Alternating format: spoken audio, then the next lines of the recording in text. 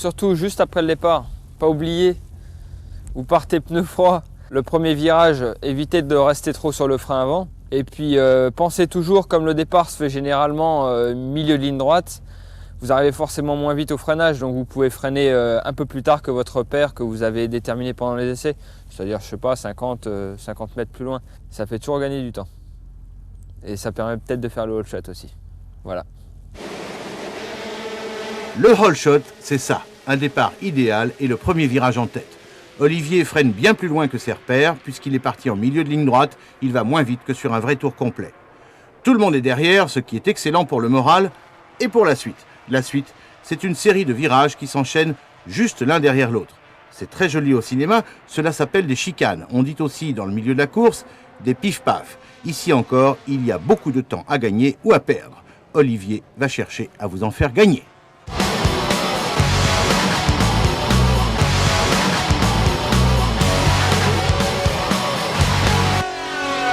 Voilà, on arrive maintenant sur une chicane ou un pif-paf. C'est deux virages opposés.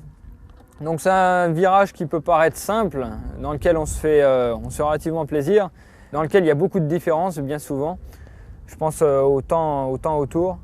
Donc il faut toujours penser à sacrifier son entrée de virage. Il faut penser à placer sa moto dans le premier virage, c'est-à-dire rester bien à l'intérieur pour toujours privilégier la sortie. C'est ce qu'il y a de plus important. L'entrée du virage, cool. Milieu de virage, placer sa moto. Et sortie de virage, plein gaz. Donc après, bon, les trajectoires diffèrent en fonction des catégories, puis surtout de la puissance qu'on a en moteur. Donc on met ça en pratique. Premier virage sacrifié, attaqué serré entre les deux milieux de piste. En sortie, on envoie les gaz. En entrée de premier virage, on serre la corde, ensuite on réaccélère tout du long du deuxième où l'on passe bien au-delà de la corde. Et voici ce qu'il ne faut pas faire. Trop large au premier, serré au second, et on sort beaucoup trop large. À ne pas faire de dos. Large au premier, serré au second. Si l'on arrive trop vite à l'entrée du virage, on ira tout droit. Ce que demandent alors les autres pilotes, c'est que l'on ne roule pas comme une balle dans l'échappatoire. Ce qui évite au retour en piste d'accrocher un autre concurrent. Ce qui évite aussi de balancer une tonne de gravier sur la piste quand on réaccélère. Bon, serré à l'entrée, large et rapide à la sortie, voilà le pif-paf idéal. Et maintenant, pour de vrai.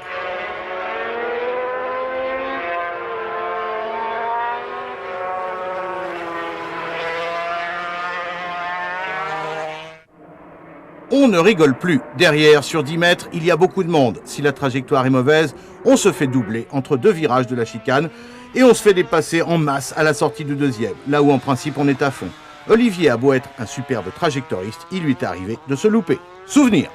J'ai en mémoire aussi le Grand Prix d'Allemagne, où là on a la parfaite illustration d'une chicane ratée, puisque j'ai loupé l'entrée du virage, j'étais beaucoup trop large à l'entrée.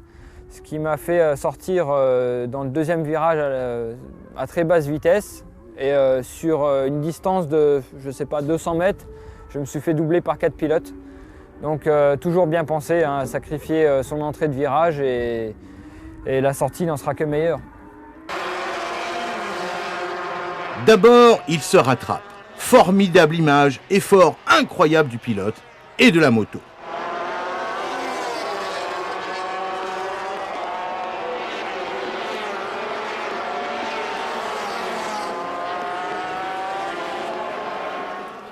Du coup, il manque de vitesse à l'entrée et à la sortie du deuxième virage. 3 pilotes vont passer. On est dans le dernier tour. Heureusement, 2 pilotes sortent à leur tour trop large et Olivier finit deuxième. Mais il aurait pu gagner.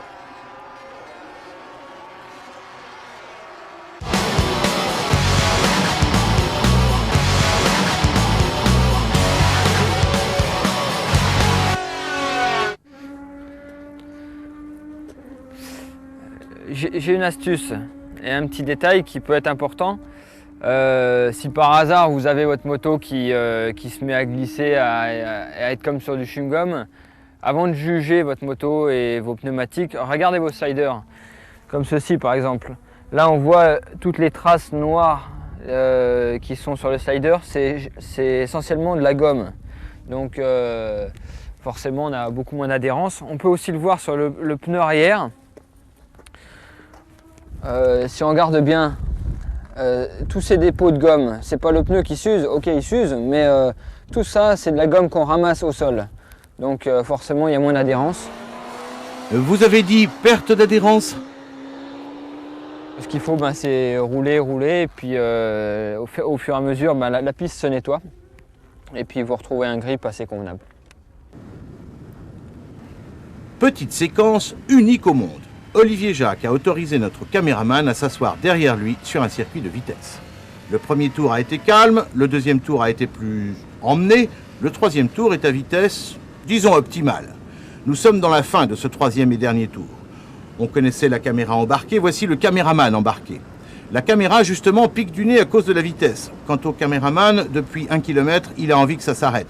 Parce que c'est trop dur physiquement, il n'a pas peur. La preuve, sa demande d'arrêt sera très sereine, très calme.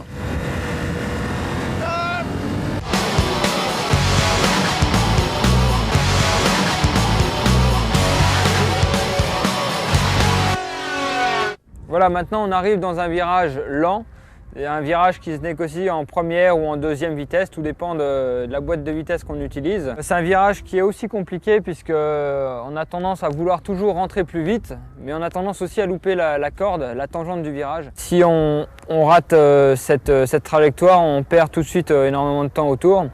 Donc beaucoup de concentration à l'entrée du virage, bien prendre sa corde et toujours favoriser sa sortie de virage. Donc on va mettre ça en pratique maintenant et je vais vous montrer la bonne trajectoire à prendre. Ceci est la mauvaise trajectoire. Olivier a pris la corde trop tôt et sort large. Beaucoup trop large. Alors, comment faut-il faire? Il faut savoir que sur n'importe quel circuit, on n'a pas de trajectoire idéale. La seule trajectoire idéale, c'est quand vous vous faites plaisir. Le plus difficile, c'est l'entrée. Quand l'entrée du virage est réussie, généralement la sortie est impeccable. Quand la corde est serrée au bon endroit, on sort magnifiquement et on peut réaccélérer tout de suite. Freinage, la corde, et on envoie. Le freinage est important. Sur circuit, il faut freiner de l'avant jusqu'à ce que la roue arrière décolle un peu. C'est pour cela que la moto bouge. Mais la suite est superbe. Explication.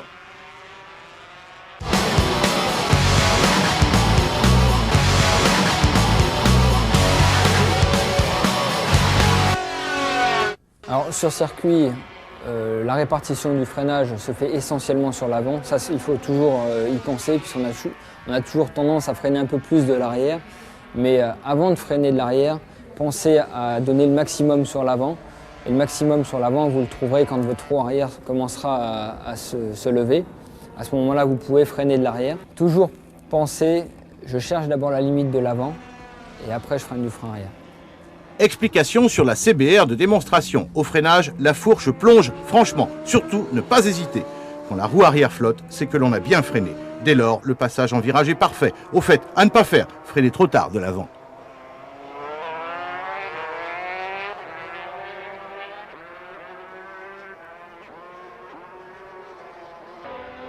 En virage serré, il ne faut pas que le régime moteur tombe.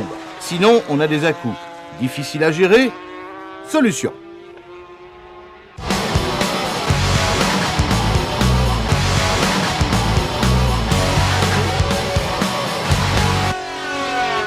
Alors sur ce type de moto, l'idéal ce serait d'avoir un ralenti un peu plus élevé pour maintenir un régime de 2-3 000 tours qui vous aide à avoir une moto plus neutre en virage, plus libre, puisque quand on est gaz coupé, le poids du moteur a tendance à pousser l'avant. Donc nous sur circuit, on a augmenté un petit peu le régime moteur de 3 000 tours. Application ici dans les derniers virages du circuit du Castellet. Le régime moteur ne tombe pas en dessous de 5000 tours. Ensuite, à la réaccélération, c'est systématiquement la limite de zone rouge.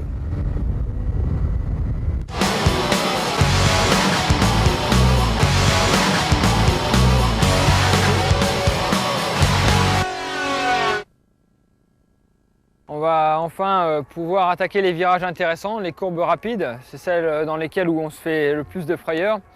Donc celle-ci a une particularité, c'est qu'elle est fermée à l'entrée et elle s'ouvre à la sortie. Donc il y a deux trajectoires et je dirais que c'est relativement facile puisqu'on peut se permettre une erreur à l'entrée pour avoir plus de vitesse à la sortie. Donc on va voir, je vais vous montrer la trajectoire idéale tout de suite.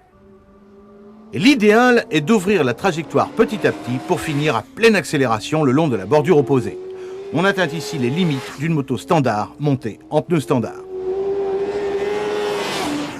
En fait, il faut utiliser la totalité de la piste et c'est l'une des leçons permanentes d'Olivier Jacques. Tout au long du tournage, il nous a asséné cette règle essentielle, utiliser toute la piste. Démonstration ici dans les grandes courbes les plus connues du championnat du monde. Il faut toujours garder la motricité. Si l'arrière glisse, on ne va pas forcément dans le décor, mais on perd beaucoup de temps. Lorsque c'est parfait, personne ne peut vous menacer, car vous avez la vitesse maximale en étant sur la bonne trajectoire. Impossible de vous dépasser.